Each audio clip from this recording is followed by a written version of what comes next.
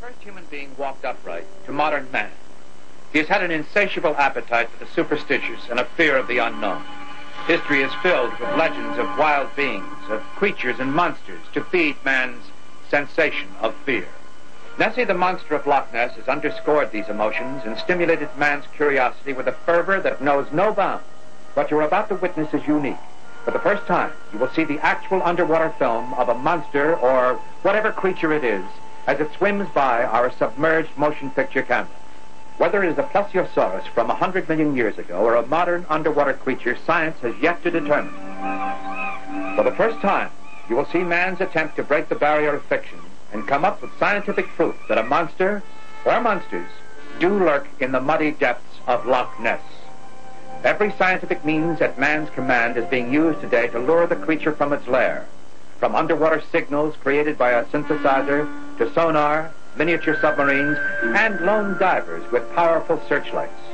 The drive to establish once and for all the creature's existence has brought people from all over the world, and they are risking their lives daily for just such a fleeting glimpse of some huge form of sea life beneath the surface of Loch Ness.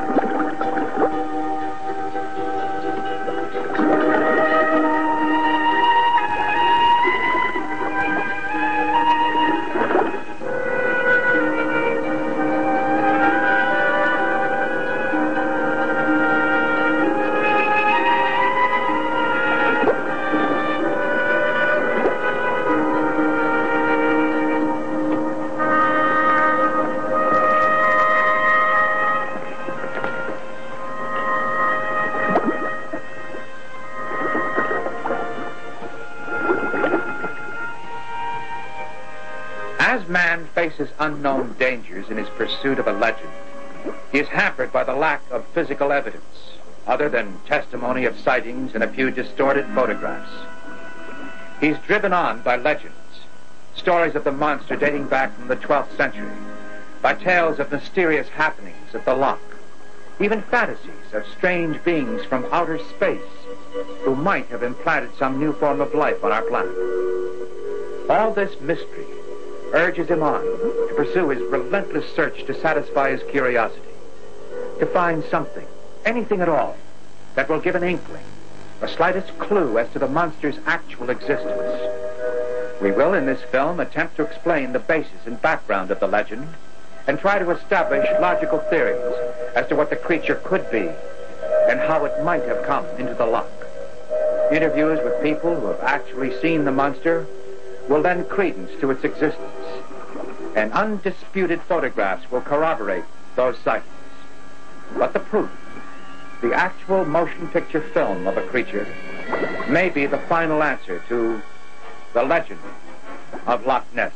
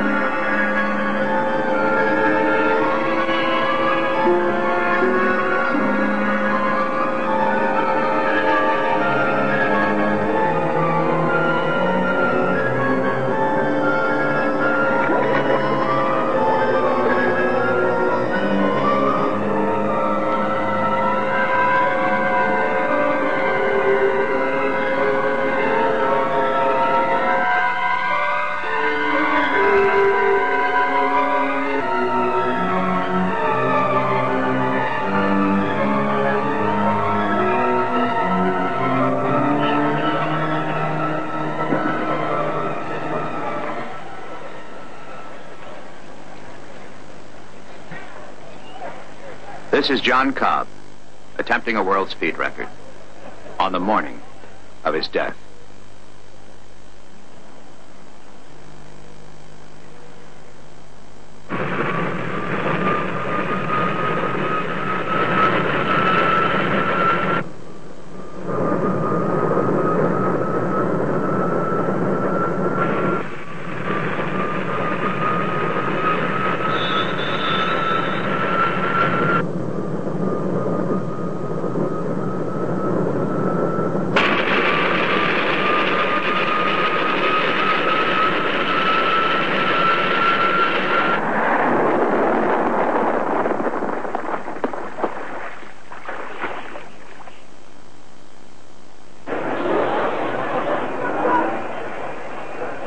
If Cobb knew the reason for the crash, it remains a mystery.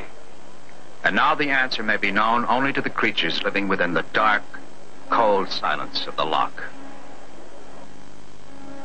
The town of Inverness on the northern end of the loch is part of the spiritual, as well as the geographic center of the Scottish Highlands. It is located in an area known as the Great Glen. And here, beneath the surface of these deceptively shining waters, is one of the greatest and most elusive mysteries of the world. This is the home of the Loch Ness Monster. The loch is actually a narrow trench, 1.5 miles across its widest point, and some 22 miles in length. During the Great Ice Age, these highlands were covered with a layer of ice estimated to have been 4,000 feet thick. Slowly, huge glacial mountains of it began to slip, gouging steep valleys and lake beds in its path. And so, Loch Ness was born. Urquhart Castle was destroyed by its own occupants during the 17th century to keep it from falling into enemy hands at the time of the Jacobite Rebellion. Far below its crumbling battlements and ghostly towers are the deep underwater caverns in which the monster is said to live. And records tell of prisoners in chains, listening to sounds coming from beneath the dungeon stones. Stories about these caverns are centuries old. At one time it was thought they were extended underground passages to the open sea. And it was through these twisting corridors the monsters came. Eventually, they grew too large ever to return and remained to haunt the loch in its perpetual gloom. But somewhere in that gloom is the answer, and each dive is like a corridor leading into it. It's ironic that the first sightings of the Loch Ness Monster should have been made by a saint. Ancient scriptures tell us that St. Columba, the man who brought Christianity to Scotland, chastised the monster for having devoured a parishioner who chose to ignore a sermon. Perhaps this was meant simply as a moral tale, suited to the needs of a tempestuous 5th century. But isn't it curious that St. Columba chose to tell his story of the water monster, having it take place in what is now the famous Loch Ness?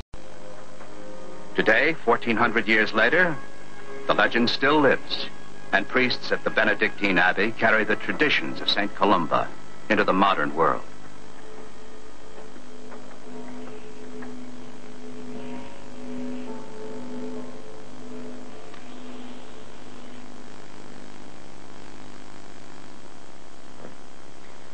Well, a few of the monks have seen it. I had the boys investigating this a year or two ago, and we found that about 1/3 of the monks said they had seen it, and about 1/3 of the villagers. I think if you went all around Loch Ness, you might find that 1/3 of the people had seen it. Most of the sightings of the monster have occurred along this road. The houses and farms through this countryside face out onto the loch, and as a matter of record, more than 4,000 sightings have been reported since the turn of the century.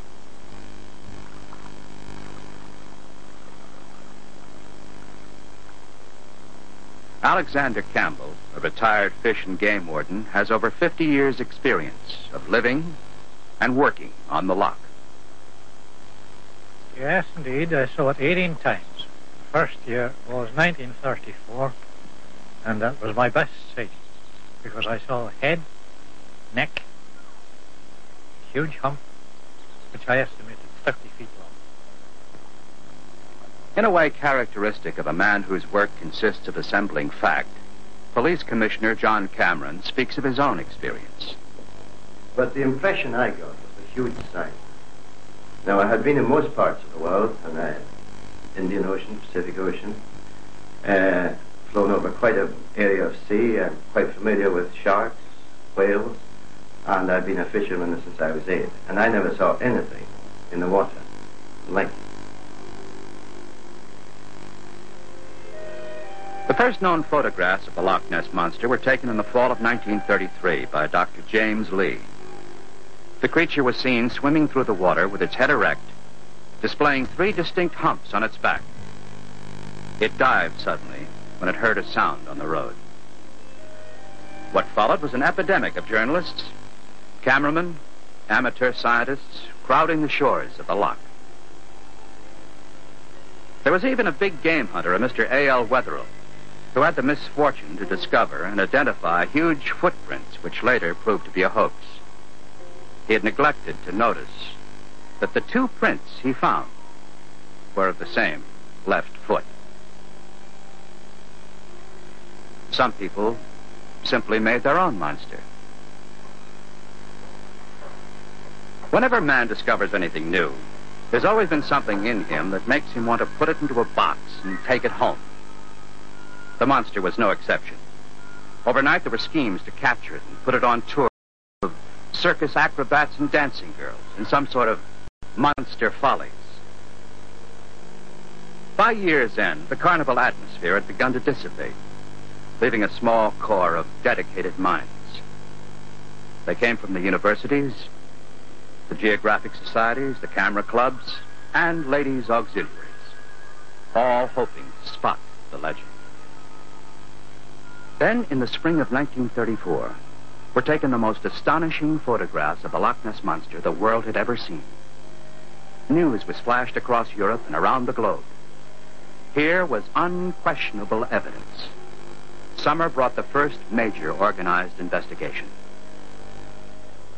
During this investigation, many special photographic techniques were developed because of the extreme weather conditions on the loch.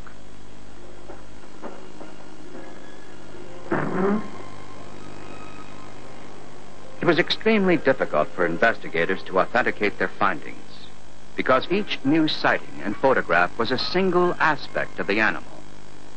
But none of them could describe it or show it in its entirety. You know, we're not spending all this time and money trying to prove that there's a large unidentified species in Loch Ness. We know that. We've seen it. We know it's here. What we are trying to do now is identify the species.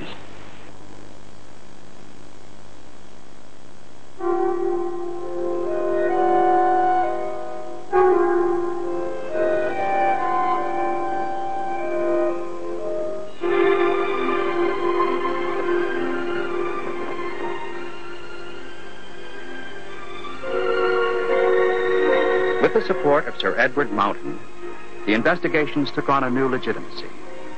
Each morning, trucks and vans rolled expectantly out of the Highland fog to set stations up on both sides of the loch, all carrying the latest equipment.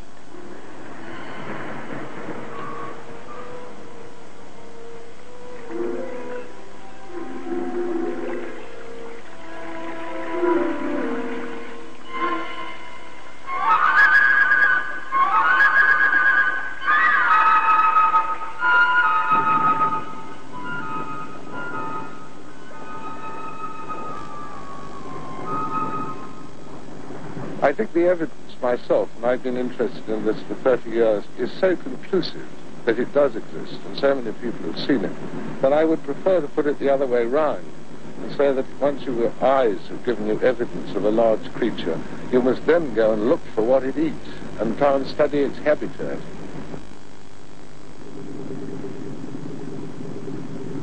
Fishermen know that to catch a big fish, it's necessary to lure them with smaller fish. This was the first attempt to troll the loch, and Captain Eustace Maxwell hoped that by lowering these baited nets, evidence would be found telling us what the Loch Ness Monster has for dinner. zoologists can estimate an animal's size and bone structure from its diet.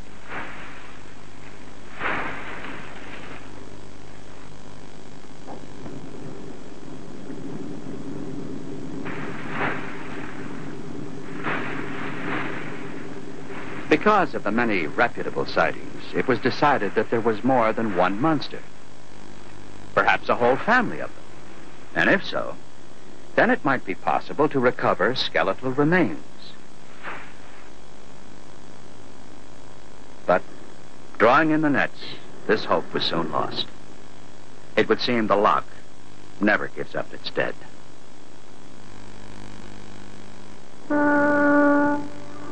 Occasionally, archaeological discoveries are made from diggings along the shore. Mr. Taylor, you've had a brief look at this now, about 5 minutes. What do you make of it?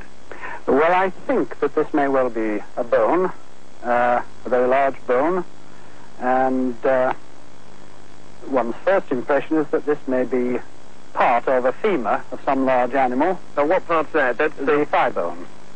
And certainly a very large object. I'm fairly certain that it is made of bone. What makes you think that? Well, the texture of the object, its weight, and the fact that if you look very carefully at it, you will see what appears to be bone canals running throughout the structure of the object. It has the typical appearance of bone from which the organic matter has dissolved over a period of time, leaving just the ash intact. How old would you say it is? It's impossible to say, but it could be very, very old indeed. Could it be, do you think, part of any animal that might have lived in these waters?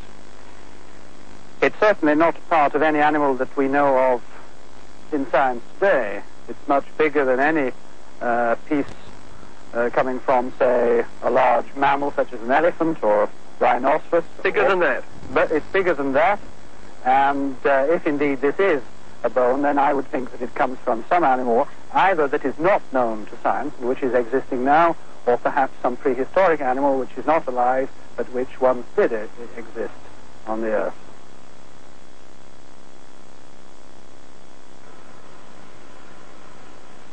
Although the shark is normally considered to be a marine animal, one that lives exclusively in salt water, there is at least one major exception, a South American lake shark that has completely adapted itself to fresh water.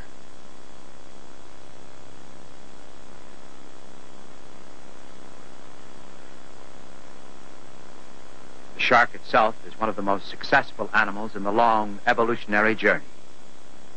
It has survived intact from its beginnings nearly 300 million years ago. Normally, the shark would not be considered as having anything to do at all with the legendary animal in Loch Ness.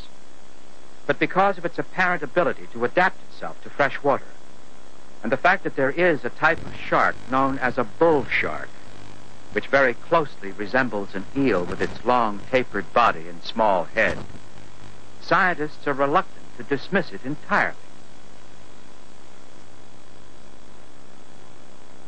The bull shark usually has a maximum length of 8 feet, although a few have been reported at nearly 25 feet. It is not particularly ferocious, though the behavior of sharks is never really predictable, and researchers are seldom anxious to spend much time in a tank with them.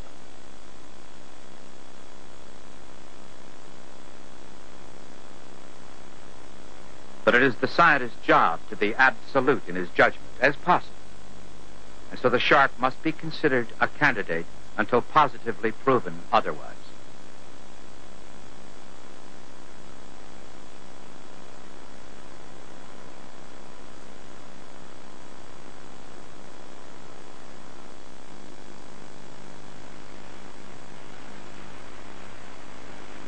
Exposition Park in downtown Los Angeles, California. A far cry from the cold, eerie dampness of the home of the Loch Ness Monster in Scotland's mysterious Loch Ness.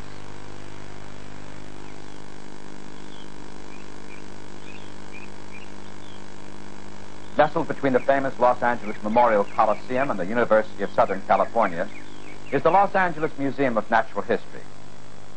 home base for Dr. Robert Lavenberg, curator of the museum's huge ichthyology department.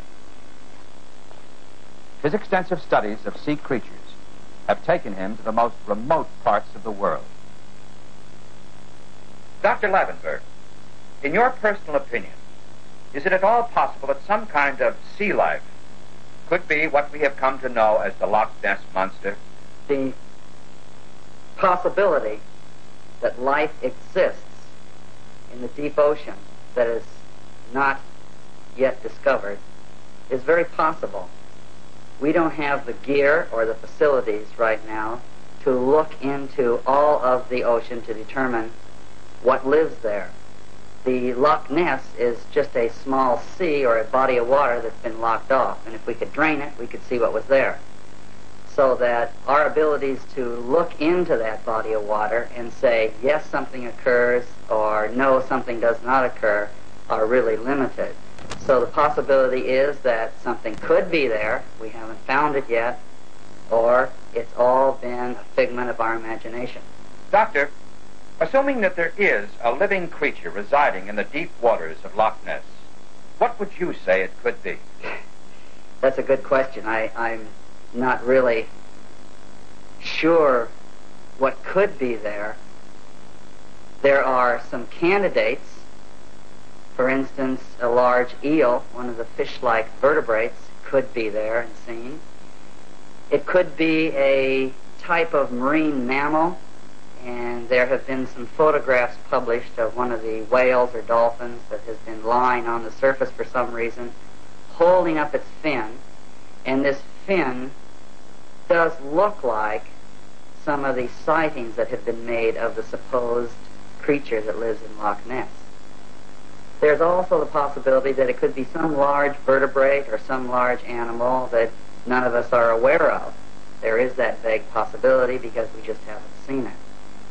But I think the logical candidates would be, if something occurs there, something such as a large marine mammal, one that's been landlocked in the area, or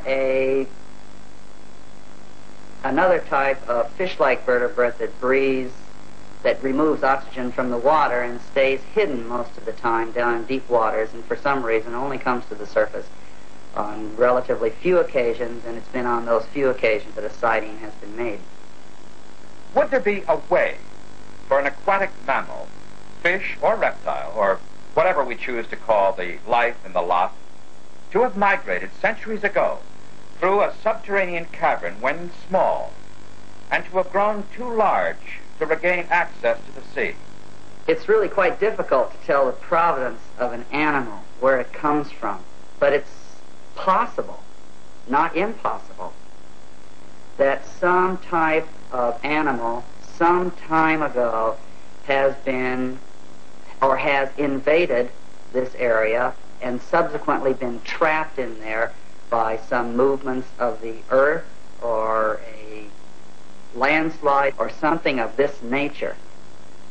The earth itself is constantly moving. The continents are slowly creeping around the globe in a slow drift.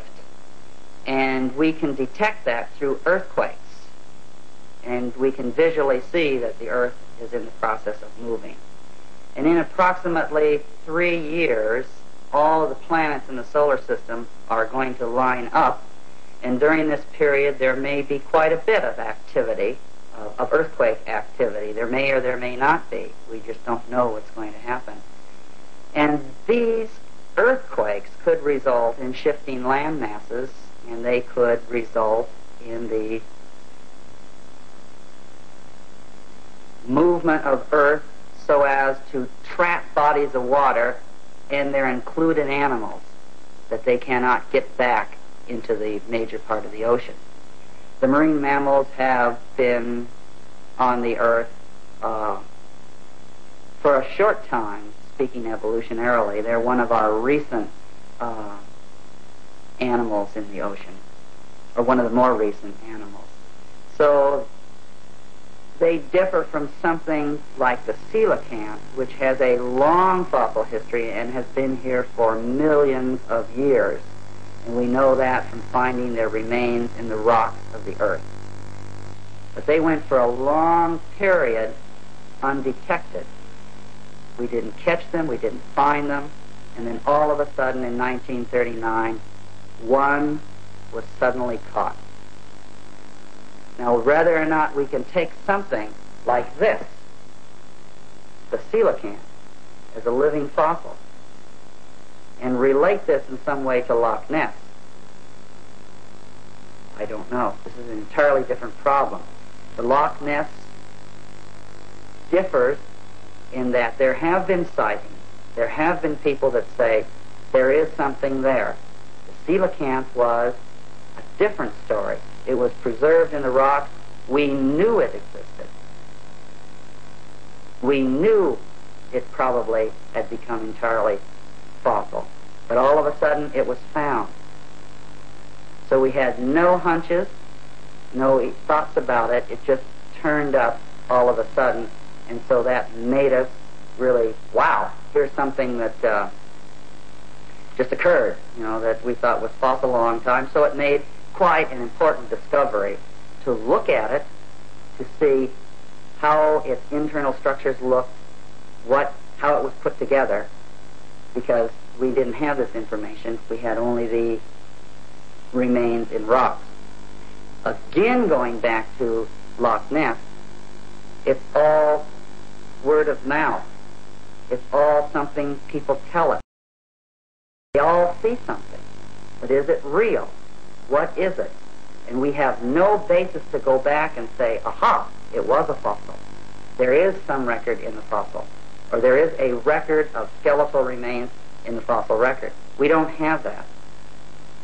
So it's a problem of enormous magnitude, a gulf that we have to bridge here. On one hand, we know that the oceans probably in deep waters contain animals we have yet to discover. There are things down there we just don't know exist. We have to go out and look for them. On the other hand, we have Loch Ness.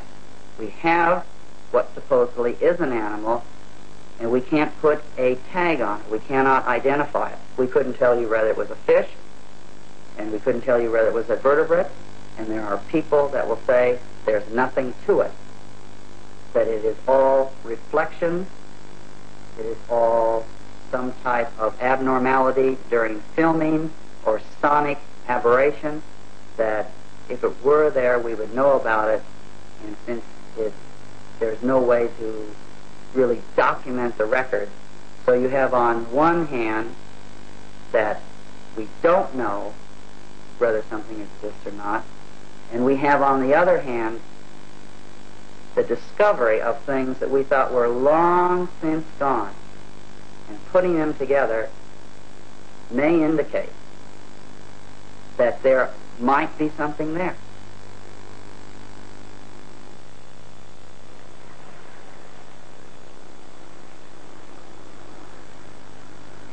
Sightings are rare, and anything out of the ordinary is cause for great excitement. Wonder! Something black there. Oh, where? By that White House, to the right of the White House. That's been moving. You didn't get it? No. Yes, hello. Yes, wait. To the right. You see, still there. It's still there. It's moving to the left. Wait, have you got it? Have you got it? Yes. But shoot.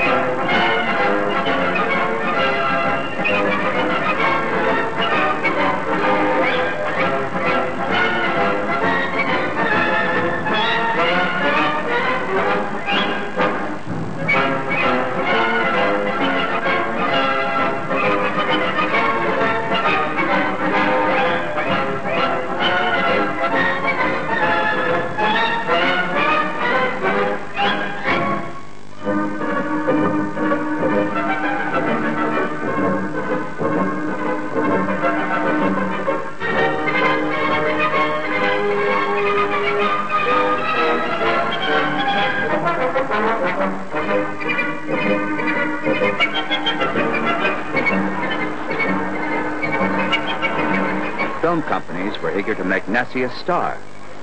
But due to her reluctance to show up for rehearsals, they were forced to build their own. Producers had some difficulty in casting the picture because actors were not willing to appear next to such terrifying machinery.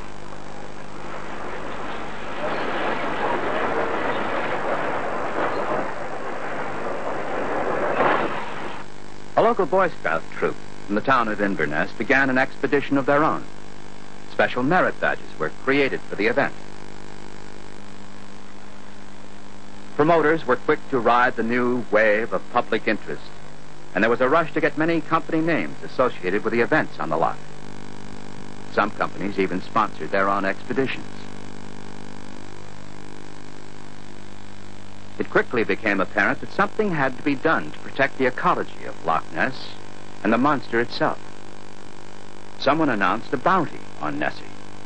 Local constables had to keep a sharp eye out to prevent any mishaps.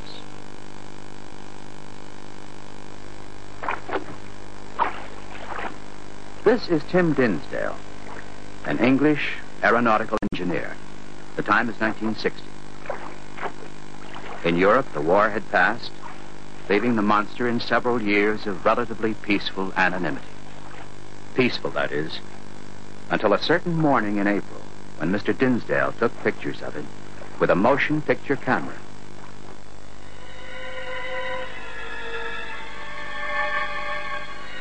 The authenticity of this film has been absolutely established through analysis by the Joint Air Reconnaissance Intelligence Center of the Royal British Air Force. In addition, the footage was screened through a computer enhancement process developed by the United States Space Program especially for use on the Moon and Mars expeditions. A growing list of sophisticated equipment began to assemble on the loch, as well as the inevitable practical jokes. The body of a sea cow was smuggled in and planted along the shore. A Birmingham musician, John Sly, wrote a special song to try to coax the great beast into poking its head out of the water.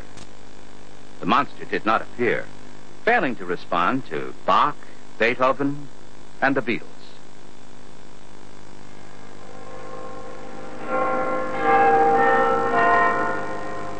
It was obvious that a major new expedition ought to have official government sanction, and that the issue should be brought before the members of the House of Parliament. Such a move would then lend an air of reliability to the project. Norman Collins, a top British corporation executive, urged members of the business and scientific communities to join with him in soliciting financial and technical aid. It was necessary to abolish, once and for all, the image of the monster as a fantasy in a drunken fisherman's dream. At this time, a controversial storm shook the British Museum of Natural History. A feud developed among the museum's officers when a member with an international reputation was dismissed from his post because of his interest and support of the Loch Ness research teams.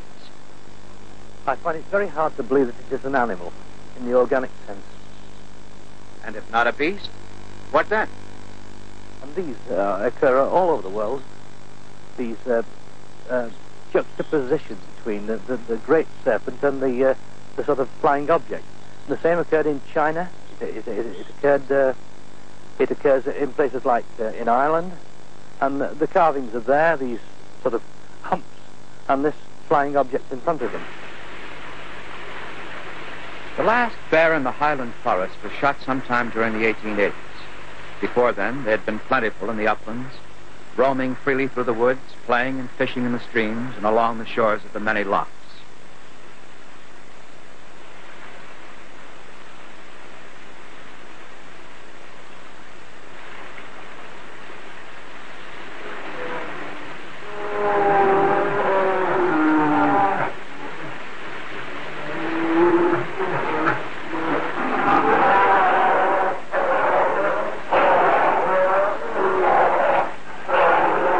Bears are excellent fishermen, and they've been known to catch as many as 25 salmon in a single hour.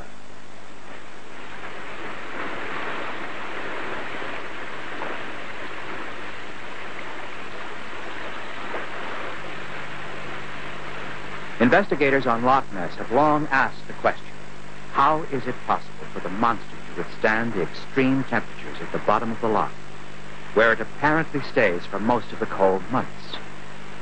Some scientists feel that it is able to do this because it has the ability to partially hibernate, like the bear, and they are currently involved in research that is trying to find a link between diet and the hibernation process.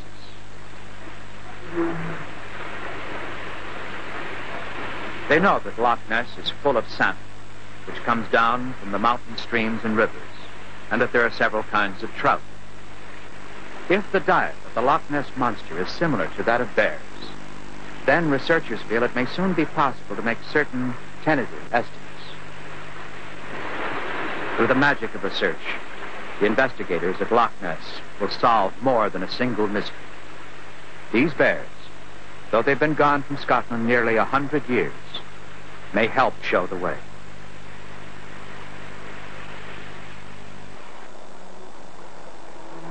One of the most persistent theories about the monster is that there is no monster at all.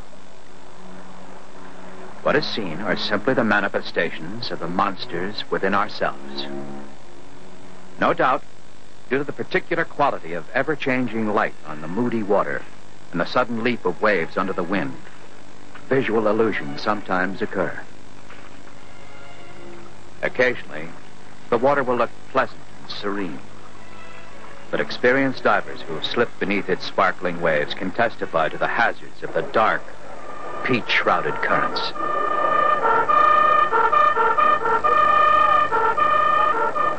Underwater, there is enormous pressure on a man's body, and it limits the depths to which he can dive.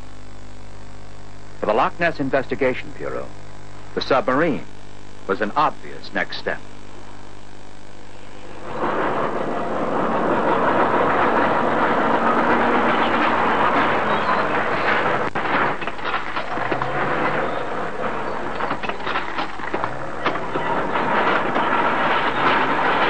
For several years, the Bureau had been making plans for obtaining the use of the submarine, and there was much excitement when it finally arrived.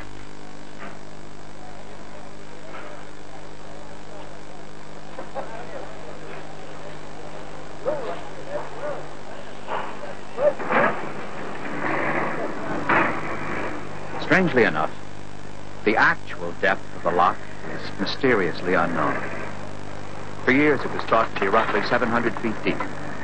But a submarine using a depth-sounding device recently took a reading of 975 feet, suggesting the possibility of great holes in the floor of the loch. Previous dives had brought back reports of caverns, like huge cathedrals, near the castle. And there is speculation today that by exploring the entire 24 miles of the loch's floor, using specially built submarines with powerful strobe lights, an entry may be found into a subterranean world existing below the loch. Members of the Pisces submarine crew repeatedly brought up stories of exotically colored fishes and eels. And several times, the entire 2-ton submarine was simply swirled around like a bathtub toy as it rested on the bottom. Earlier, they'd been tracking a fast-moving object, only fleetingly visible in the ghostly streams of the lights, but each time they drew near, the object would flash away in a manner completely unlike any animal known to marine biologists. To quote one of the technicians, "We're convinced it was not a school of fish or anything like that. We just don't know what it was." The Pisces was also equipped with a hand or claw. There was still hope that some part of an animal's skeleton could be found on the bottom of the loch, and the claw was constructed to handle objects of tremendous size and weight.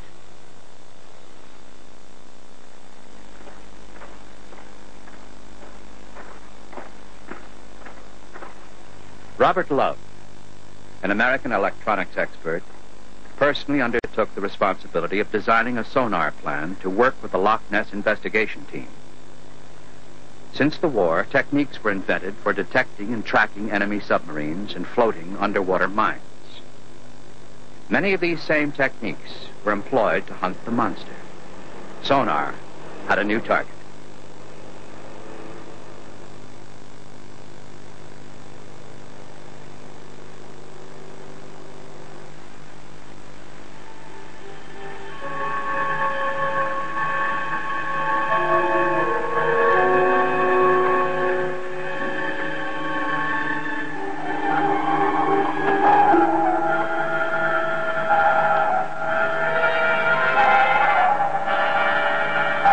Signals were sent out into the water by the submarines, which registered on the equipment on board the surface boat. These signals were then translated into a kind of silhouette. In this way, it was possible to tell how big the object was and how fast it was going. Much the same way a bat squeaks, then listens for the echo to find its way in the dark.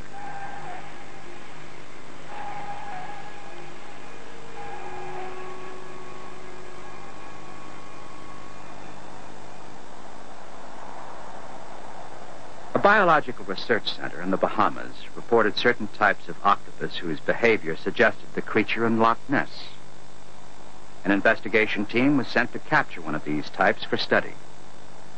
There is enough evidence for biologists to state that octopus exist that are so huge, two of them, side by side, would cover an entire football field.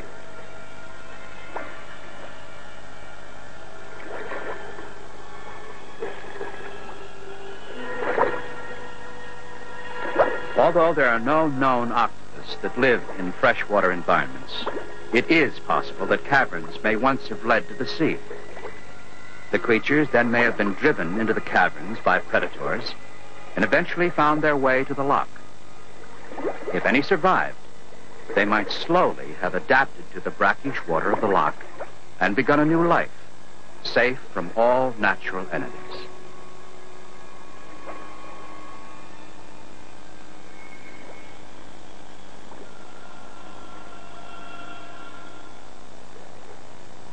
So much is unknown about the Loch Ness Monster that scientists are literally working in the dark, and they must examine each new possibility, no matter how remote.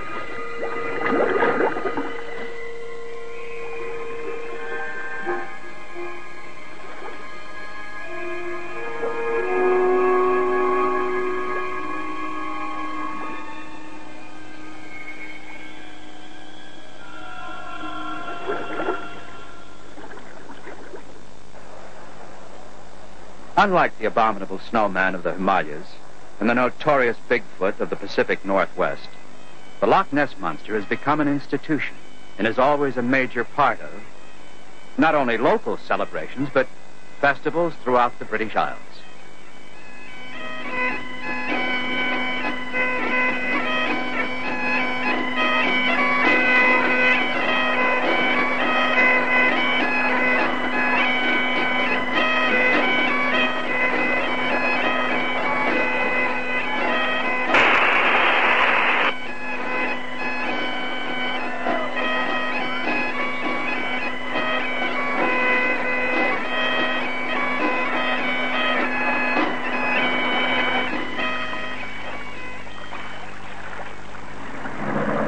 Some forms of tourism, however, stir up resentment on the part of the local people. As controversial as the legend may be, it is still part of Highland heritage.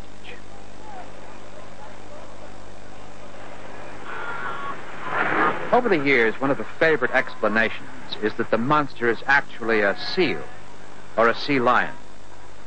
Sea lions make tremendous bursts of speed, possibly accounting for the long wakes that suddenly appear in the water. But tests have shown that the wakes made by sea lions are very different than those created by the monster. The sea lion might account for some of the evidence. But again, the reason this is completely unlikely is because sea lions always give birth on ice floes or on land. An occasional live water birth might occur, but survival would be very rare. If the Loch Ness Monster were some kind of seal, then there would never have been a mystery in the first place, because sightings on land would be frequent and common.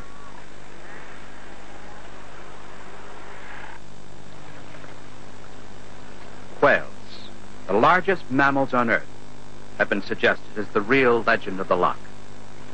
Not only could they qualify in size, but when swimming in groups, their backs do resemble the multiple humps usually associated with a monster. But when whales surface from a long dive, they blow huge quantities of steam and water into the air, something the creature has never been known to do.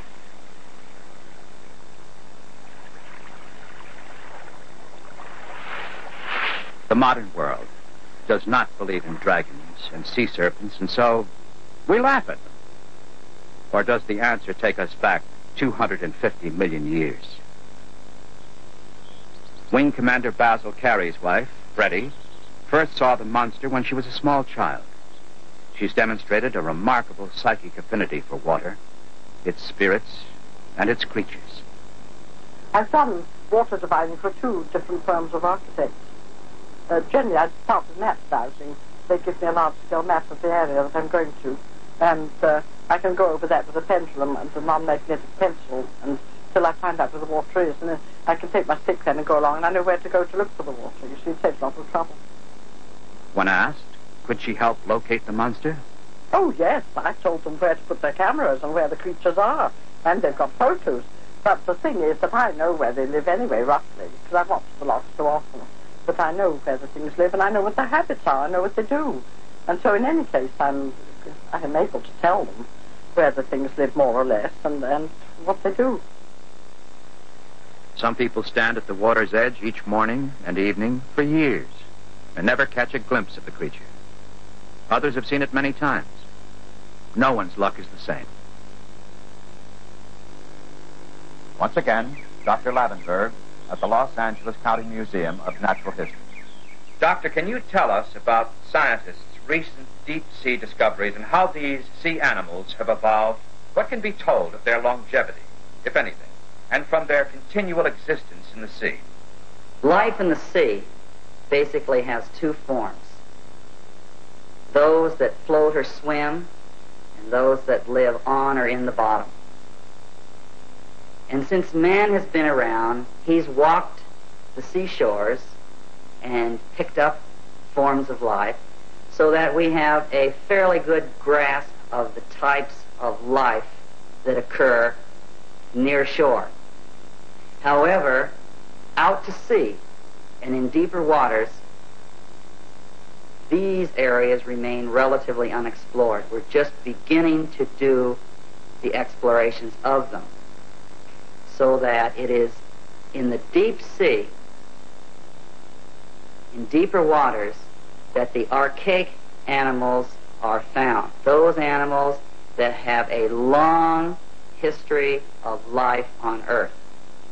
And it's fair to point out here that if we took one group, such as the mollusk, the clams and the snails and all of their allies, there's a pretty good indication that these have slowly, over long periods of time, invaded the deep sea from shallow waters.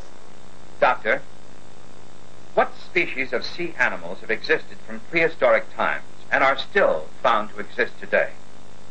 As a species, rather than an individual, probably the best known fish that would fit this category is the coelacanth. It has been around, preserved in the rocks, for more than 150 million years. And we knew about this fish as one of the archaic fishes that was instrumental in the colonization of land through a swamp-like habitat to become a vertebrate. And we thought they were long since dead, that they had become extinct. But in 1939, there was one caught by a commercial fisherman. And he saved that fish and got it to a museum, and it resulted in the spectacular discovery of a living coelacanth. Can we assume that there is more than one creature in the loch, which could account for over 4,000 sightings over the years? If you assume there are animals living in the loch, yes, then it's logical to assume that there is more than one. However, it should be considered that there might be relatively few animals. It could be of a very few.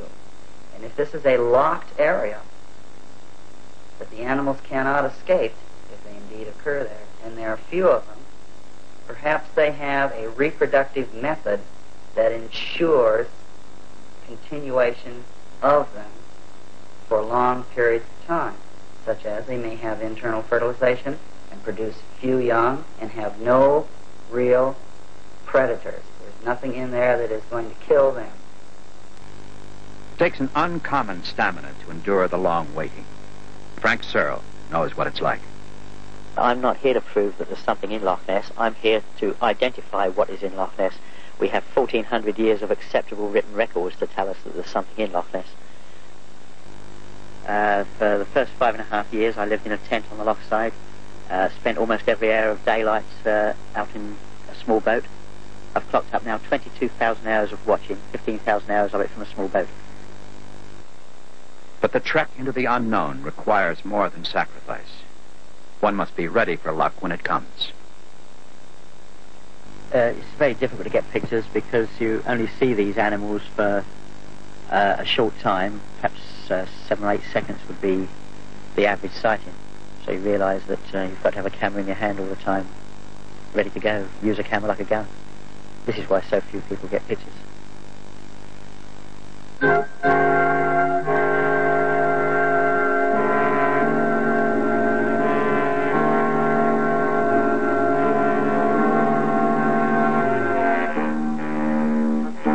None of these photographs have been retouched. The original negatives have been examined by the finest scientific laboratories in Europe and the United States. You are seeing only what is here, just as Frank Searle saw it through the camera lens.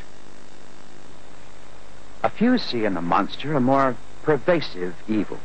This is Dr. Orman, an eminent clergyman and renowned exorcist.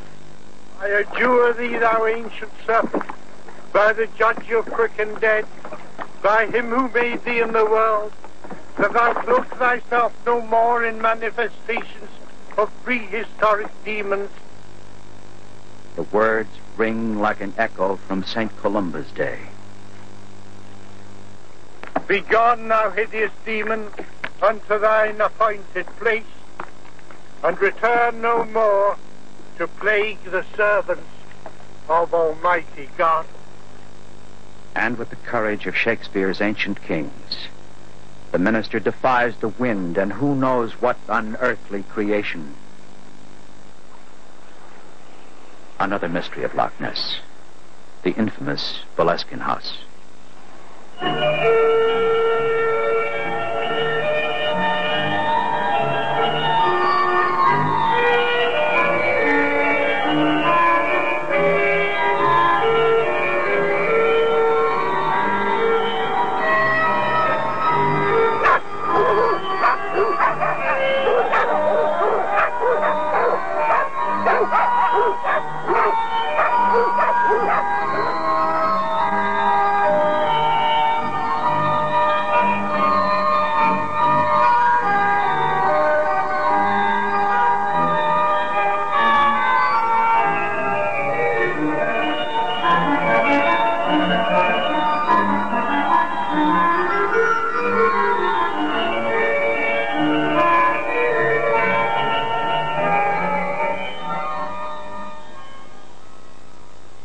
He himself left a number of his spirits he raised sort of knocking around the place when he left here. I think most of those are sort of finally pushed off now. One of the most interesting ghosts, or whatever you want to call it, that inhabit the place is one of a chap called Simon Lord Lovat, who was chief of the Fraser clan at the time of the Jacobite rebellion, whenever it was. The Battle of Culloden, anyway, which most people would have heard about. He was finally beheaded for treason in London, the Tower of London. And his head, at the time of his execution, was supposed to have fallen into a basket. And in fact didn't. It rolled off across the floor. And the story goes that at the time of his death, that he was thinking of himself in the heart of the Highlands, which we are just about in the geographical dead center of the Highlands, right here. And his head still rolls up and down the corridor outside this room here.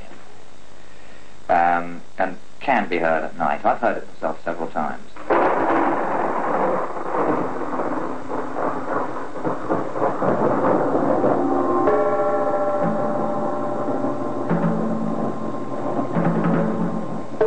Aleister Crowley, by his own preference, liked to be called the Great Beast. Looking out over the grounds of Boleskine House, past the graveyard, one cannot help but wonder if he saw himself as a kind of alter ego to that great beast under the black water. In his strange life, might he not have communed with the monster itself, as he claimed to do so often with the raised souls of the dead hovering over the silent stones of the ancient crypts?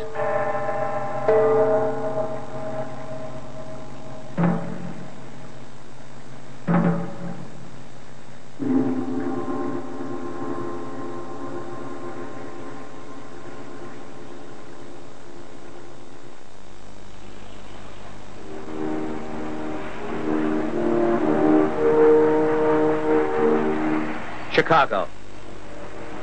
Perhaps the city that might answer those who have waited anxiously through the years to solve the great mystery.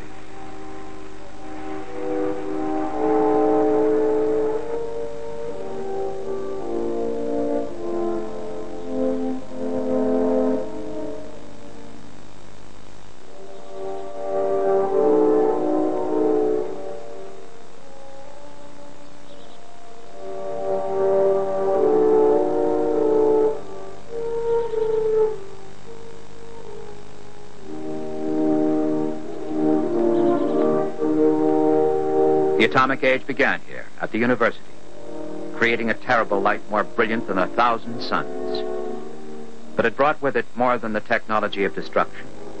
It brought the power to heal, and an even greater gift, the ability of man to probe the darkness among the stars and the secrets beneath the deep oceans. Professor Roy Mackal is a major scientist in his field and is recognized internationally. For over 20 years, he's conducted research at the Biology Center at the University of Chicago.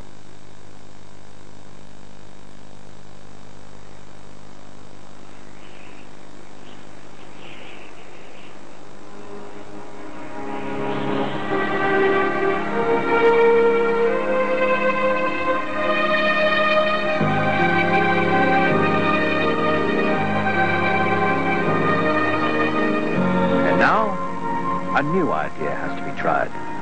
A new approach.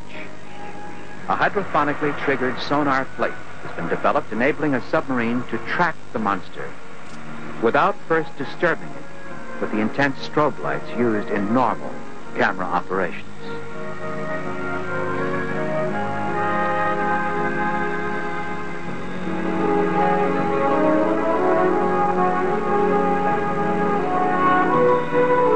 Pre-expedition trial was to be conducted at an undisclosed location, and a new factor had entered the scene: time. In order for the experiment to work, it was necessary to begin before bad weather hit the loch.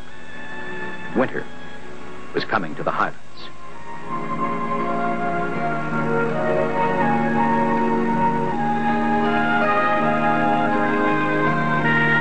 Sound carries surprisingly great distances underwater. To avoid startling the monster with noise, a series of visual signals was devised with a small electronic float placed over the area of operations. In coordination with the divers, technicians scouted instrument locations on land, stringing more than 2.5 miles of cable and generator wire.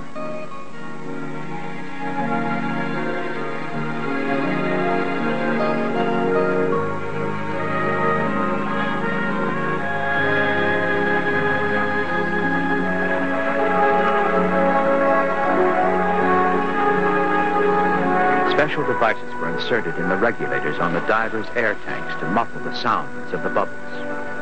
Total silence was the key to this operation. The monster had been known to dive suddenly at the slightest noise.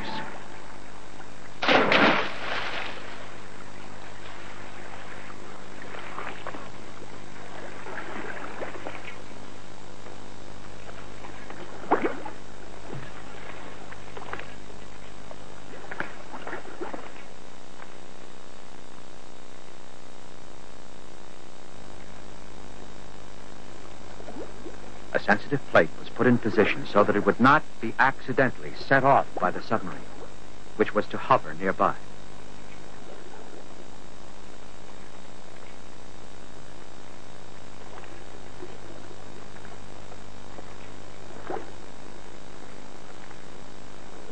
It had taken more than 2 years to develop an electric motor capable of operating the submarine quietly enough for this experiment.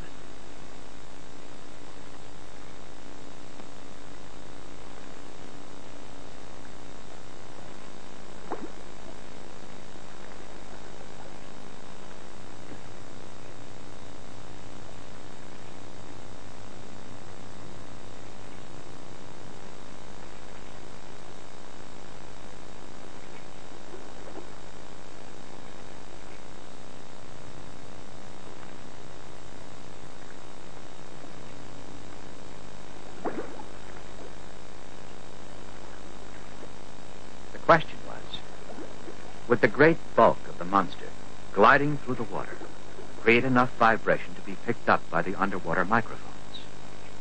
If so, it would trigger the signal to the sonar crew and alert the submarine. There was only one way to find out. The expedition was ready now to go down into the actual waters of Loch Ness.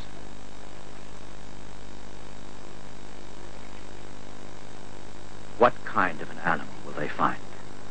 Will it be some new creature, one that man has never seen? Or will it be something that has managed to evolve unchanged since the dawn of history? A creature from the dinosaur age that time forgot?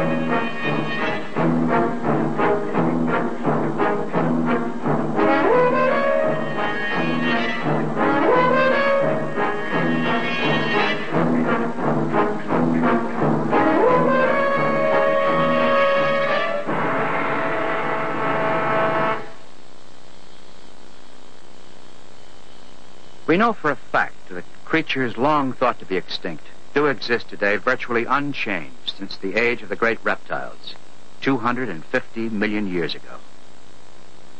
Beginning life from an egg no larger than that of an English sparrow, the monitor lizard of the Indonesian islands grows to an average length of 10 feet. They weigh upwards of 200 pounds, easily overpowering their prey, which consists of anything from small rodents to wild pigs and sheep.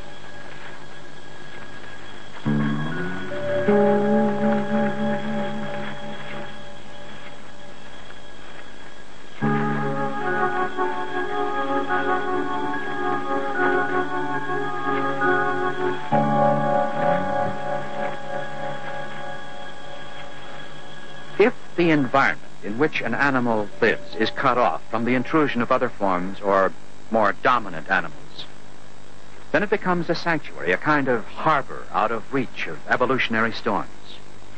Thus, on an island, for example, or in a stable body of water, they can remain indefinitely, adapting over slow centuries to minor changes in climate and food supplies.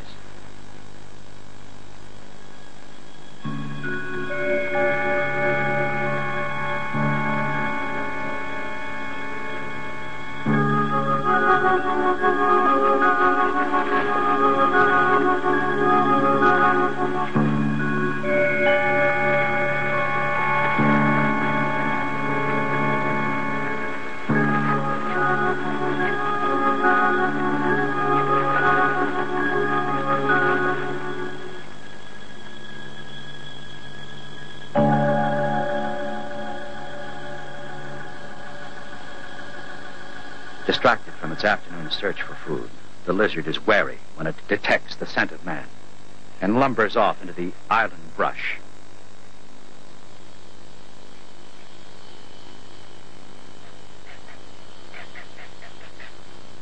But the most dominant animal of all is man himself. Despite his relatively small size and vulnerable body, his brain makes him master, and he becomes the unnatural enemy.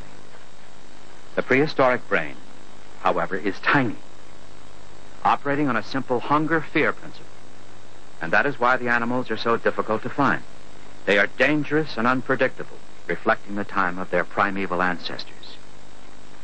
When they are hungry, they are no longer fearful, becoming instead ferocious and intrepid. Hours spent stalking through the hot island sun can be rewarded with nothing at all, or the sudden rush of a hissing 200-pound reptile capable of encircling a grown man's waist with his powerful jaws.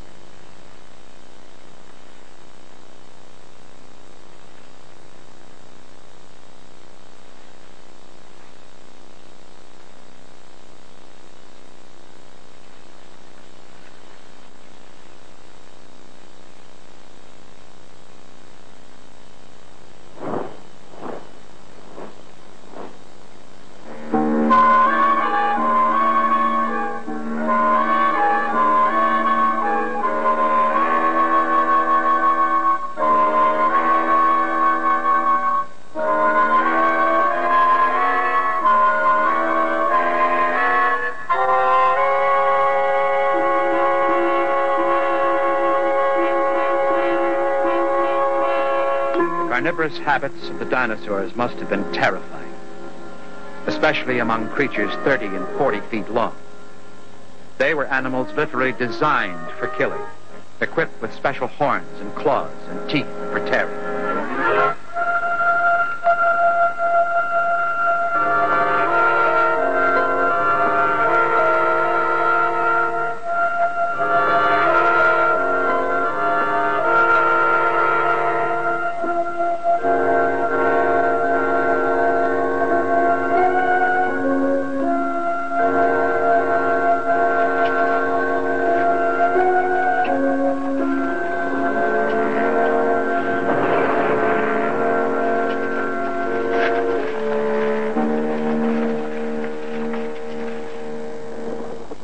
Even the sky had its own unique terror.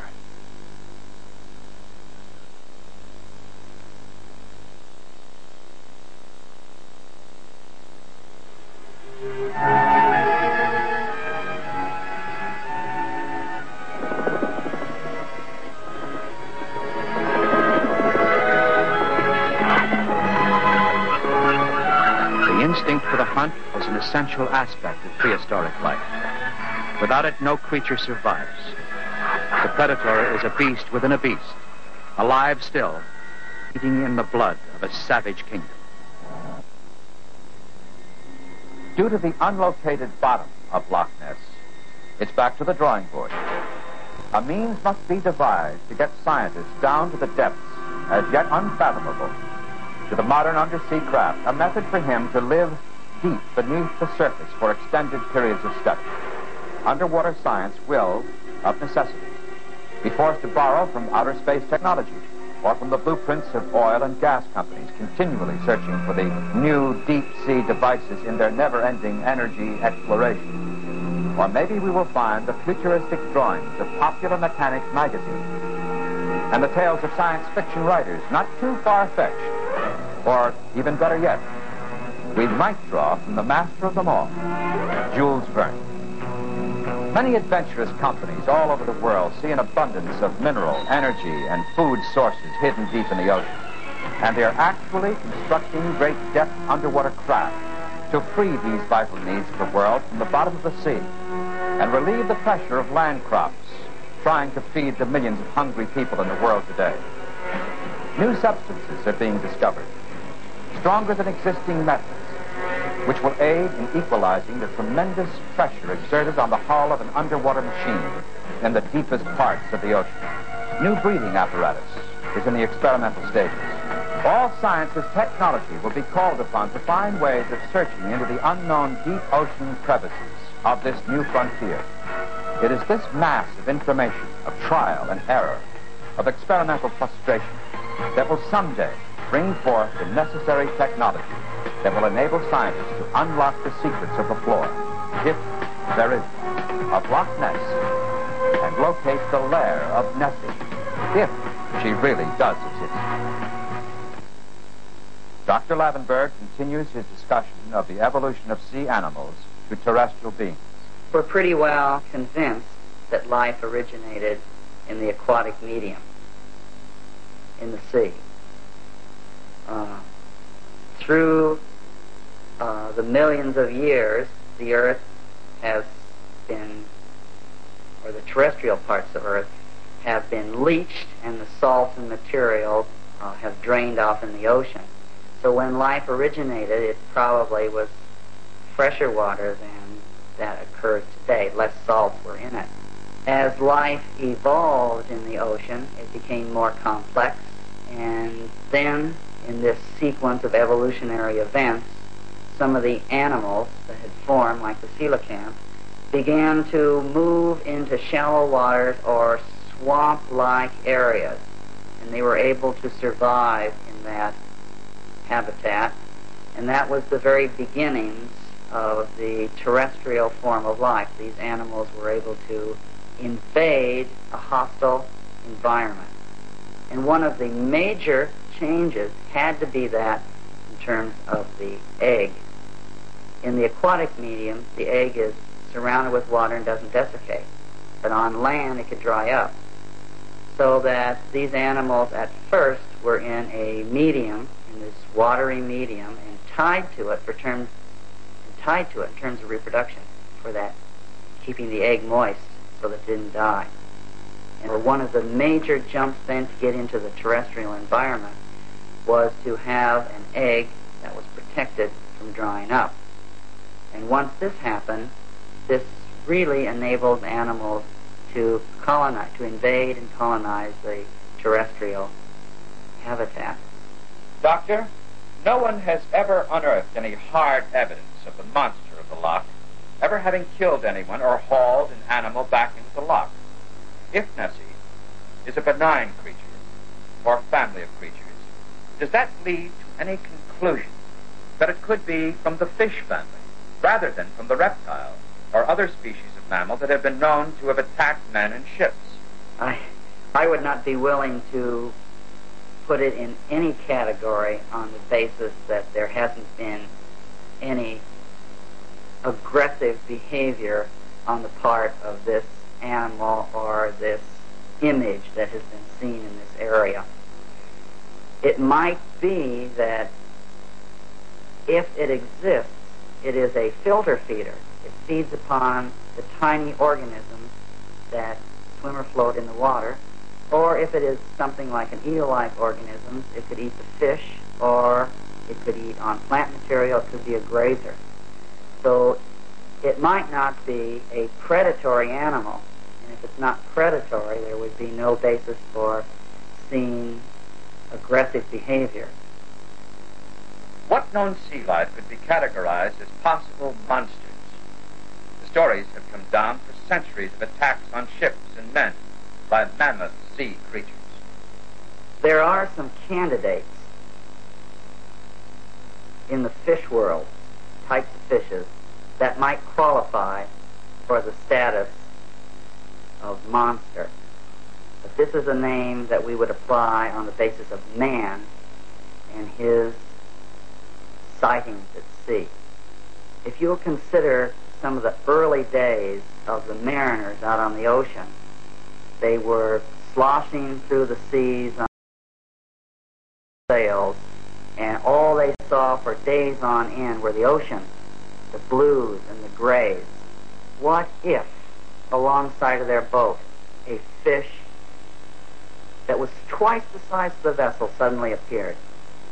And what if it were not the colors that they were seeing? It would make a very strong impression upon them. And there are such fishes. There are fishes that we call the ribbon fishes, and one of these is the oarfish. They are reported to reach lengths of 35 feet. They are 1.5 to 2 feet deep, and they look like a ribbon. They are bluish silver with scarlet crimson fins. And the fins, they're modified in the front part of the head in these fishes to be 2 or 3 feet in length. They're scarlet red, and if one of these fishes suddenly appeared at the surface, right alongside your vessel, and erected this scarlet crimson dorsal fin, you'd be impressed. You'd be startled, and you would think at first, what is this? It's so thin, and it might just disappear immediately. And with that short glimpse, with the brilliant colors, with the strange shape, some of these fishermen would go back and write these stories. And they would turn to the ship, and they would probably be afraid.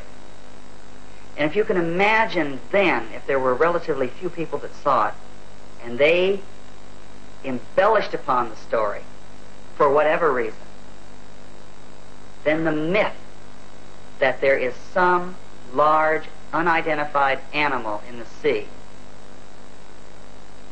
grows. And the larger it is, probably the faster it grows. And always is equated that it is going to harm man, or it's there to do some harm, and this helps build the image that they were afraid and it thrashed at the boat, or something of this nature. Therefore, these fishes, the ribbon fishes, are really logical candidates to serve as the fishes that are depicted in some of our early books and literature on sea monsters. And maybe Loch Ness is a mirror looking back over the shoulder of time.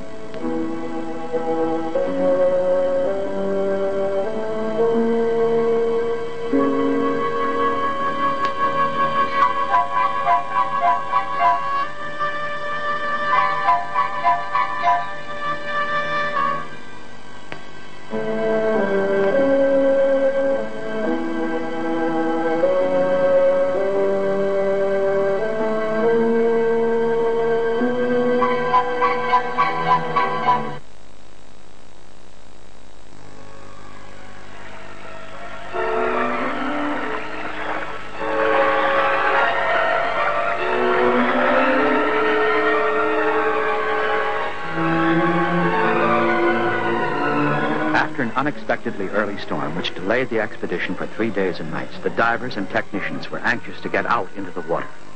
The submarine, which had been moored to a concrete anchor placed in the steep side of the loch by a previous expedition, sustained only slight damage to its rudder assembly. But crew members were confident it was not serious enough to cause further delay.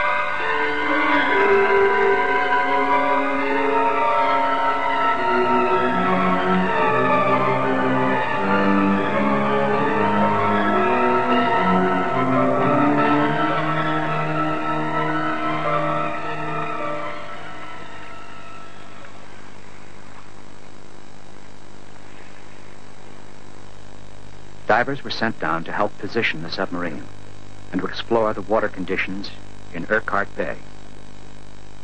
This bay had a history of being a favorite spot, and the monster had been seen here many times.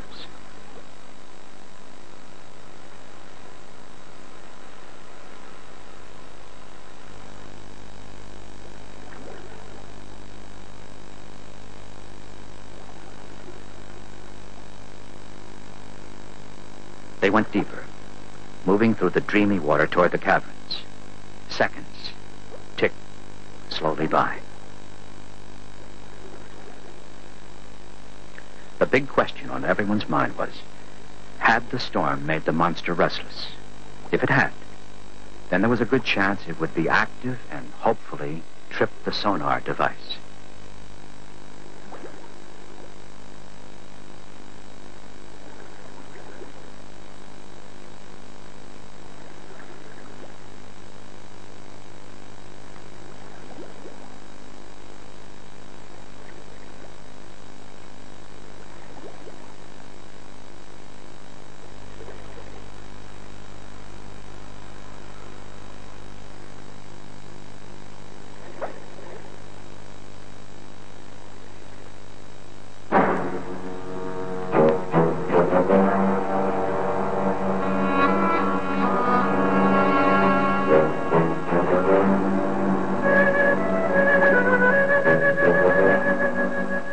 Peering into the cavern entrances, divers strained for a sign of movement. A water plant uprooted or torn. Anything unusual. Anything at all.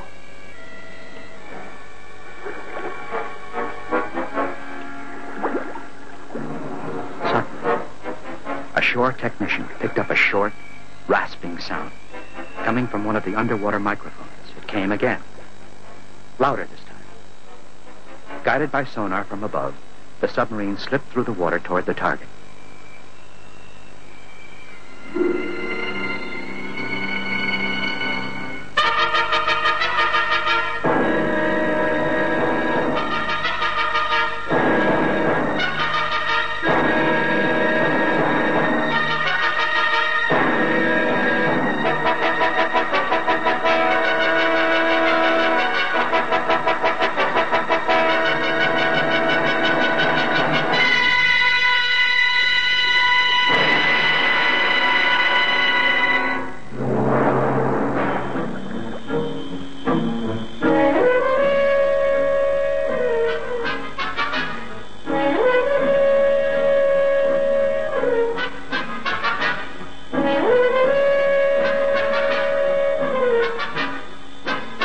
About to see again, in slow motion, is an aquatic animal 5 times as big as the submarine, gliding through the water, propelling itself with huge flipper-like appendages. This is the first known motion picture film of its kind.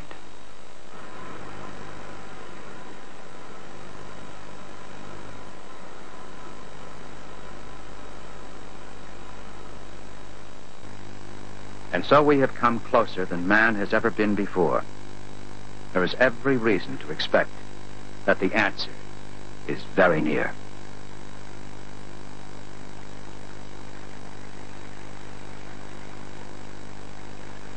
But when the phantom of Loch Ness is finally known, some part of it will remain a mystery forever, buried deep within the heart of the Scottish Highlands.